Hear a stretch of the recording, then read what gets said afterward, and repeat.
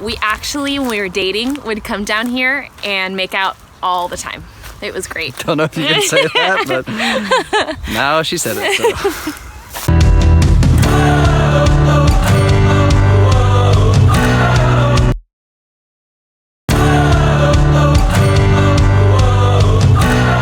We've discovered seven best activities for our relationship in order to stay healthy, and we're gonna jump right into it right now. The 7th best couple activity that we have is baking. Baking, yep. So good. We definitely enjoy it, not only because we do it together, but because the food's super freaking good. The process is super fun and light. We do a lot of flirting, doing baking. And let's be real, I feel like for every couple, it's just gonna look different. And for us, there's definitely more moments than not that we get annoyed at each other because our kitchen's small. It's so small, our kitchen. But we did make the cinnamon pretzel bites the other day. We did, and it was so good. Oh, they look so good. Yeah, it wasn't that hard. I wasn't already. in the mood to make anything crazy, Yeah. and that was pretty to the point. It was so good. We made like 75 for no reason. We made so many, but we gave some to our neighbors, so it was cute. It was good. Number 6 is TV shows. We have recently been getting into the TV show Ozarks, which we didn't know we were going to get into drugs. Well, watch someone else get into drugs. It's pretty dark. It's pretty... Yeah, but we like watching it just because we've been striving to get into a TV show together. Yeah. Because at night when we wind down, we've noticed if we wind down separately too much of the time, like whether it be me playing video games, her watching her own TV show, we just feel a little bit disconnected when we come back together at the end of the night. Watching it together has helped us wind down together, and that's been super helpful for us. Yeah, feeling more united at night, get into the bed all crazy. Well, not saying anything. I'm saying something. But yeah, it's like our relaxation safe space. I really enjoy it with him. Number 5 is yoga. We discovered that a lot of times our minds get cloudy, our bodies just feel funky. Ooh, windy. And so dramatic. Yoga, we discovered recently, is super helpful and restorative. And energizing. And another thing that I love is making fun of Jake while we do yoga. I'm like slightly in front of him, and he's over here, and I like glance over my shoulder every now and then. Just I'm like working all hard, sweating, all crazy. She's like looking like a swan, like downward pose. I don't even know what this is. This is not downward pose. I'm definitely not that flexible, but literally guys and girls more flexible than me. Like I don't know why I feel like girls are more flexible. In the comments, prove me wrong. But for I don't know. At least maybe I'm just not as flexible as Kaylee is. So he's just not flexible. Yeah. I'm not saying that's all for guys. Hey. So yoga's been awesome.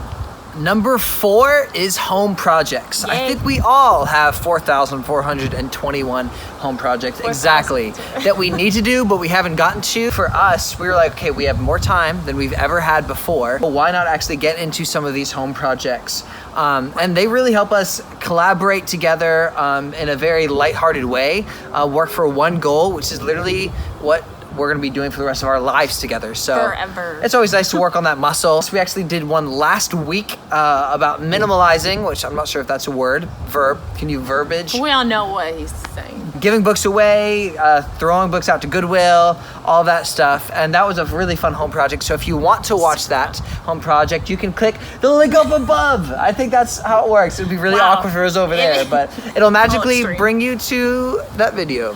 Yes, and home projects definitely bring us a lot of joy.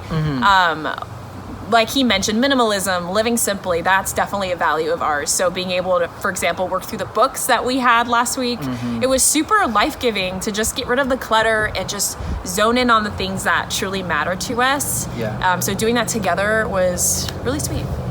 Number 3 is reading.